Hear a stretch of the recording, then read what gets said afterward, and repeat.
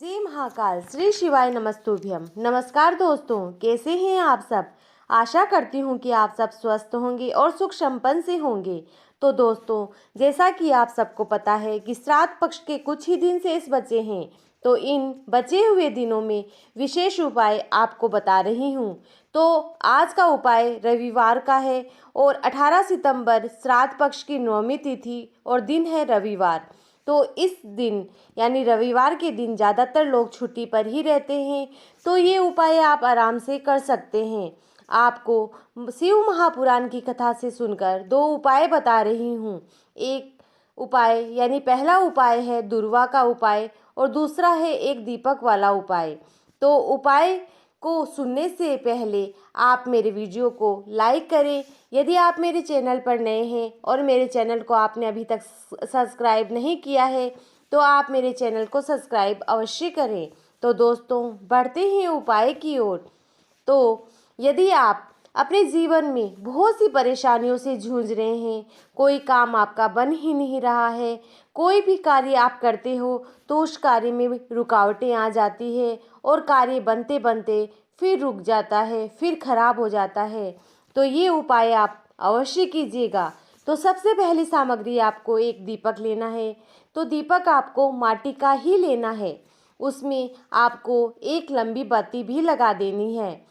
फिर उस दीपक में आपको गाय का देसी घी डालना है और फिर इस दीपक को पानी पीने के स्थान पर रखना है, यानी पलिंडे में आपको उस दीपक को रखना है। तो कई लोग सोच रहे होंगे कि ये पलिंडा क्या होता है, तो आपको मैं बता दूं, जहाँ पानी पीने का स्थान होता है, जहाँ पर पानी का मटका या पानी का कलश रखते हैं या पानी की बाल्टी रखते हैं, उसी या आरओ रखते हैं, उसी स्थान को पलिंडा बोला जाता है। तो वहाँ पर आपको इस लांबी बाती का वो दीपक है वो प्रज्वलित करना है, लेकिन ये ध्यान रखना है कि दीपक की बाती का मुंह दक्षिण दिशा की ओर ही होना चाहिए। तो ये विशेष ध्यान आपको रखना ही है, क्योंकि दक्षिण दिशा में पितरों का स्थान होता है, इसीलिए दक्षिण दिशा में ही दीपक का मुख होना चाहिए। दीपक रखते समय आप अपने पूर्वजों को, अपने पितरों को स्मरण करें और उन्हें अपनी कामना या समस्या उनके सामने रख दें। ऐसा करने से आपके घर में जो भी पितृदोष है वो कभी नहीं होगा, या है तो वो समाप्त हो जाएगा। इस उपाय से आपके रुके हुए कार्य पूरे होने लगेंगे। तो बढ़ते हैं दूसरे उपाय की ओर। तो ये उपाय आपको दुर्वा से करना है। तो आपको इस तरह की 7 दुर्वा लेनी है। तो यह दुर्वा जो गणेश जी को चढ़ती है, ये कुछ इस प्रकार की होती है। दुर्वा को दूब भी कहा जाता है। तो इस प्रकार की हमें 7 दुर्वा लेनी है। और ये उपाय तो सबसे पहले आप इस उपाय में 7 दुर्वा सबसे पहले लें और फिर दूसरी सामग्री में 1 लोटा जल लें। ध्यान से सुनिएगा और देखिएगा। इस 1 लोटे जल के अंदर ही इन 7 दुर्वा को डुबो देना है।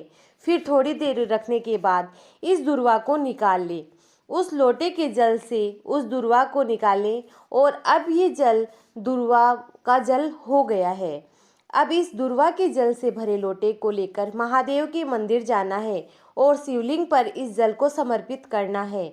इस जल को चढ़ाना है, दुर्वा को नहीं चढ़ाना है। दुर्वा को आप गणेश जी को चढ़ा दीजिए, क्योंकि महादेव पर दुर्वा नहीं चढ़ाई जाती है, लेकिन दुर्वा का जल समर्पित कर सकते हैं। तो दुर्वा का जल समर्पित करने से अगर आपके घर में कोई व्यक्ति बार बार बीमार हो जाता है, या आपके परिवार में एक व्यक्ति बीमार पड़ा है, दूसरा तो ठीक हो रहा है, वो फिर दूसरा बीमार पड़ गया, फिर वो ठीक हुआ तो तीसरा बीमार पड़ गया, तो इन बीमारियों से पीछा छुड़ाने का ये विशेष उपाय है, जो कि आप रविवार के दिन प्रातः के समय करें। तो आपके घर से रोग कोसों दूर भाग जाएगा। तो आशा करती हूँ कि आपको मेरा वीडियो पसंद आया होगा। तो मेरे वीडियो को आप लाइक करें और अपने दोस्तों और रिश्तेदारों को मेरा वीडियो शेयर अवश्य करें और पुण्य के भागी बने, और कमेंट में मुझे श्री शिवाय नमस्तुभ्यम अवश्य लिखें। जय महाकाल।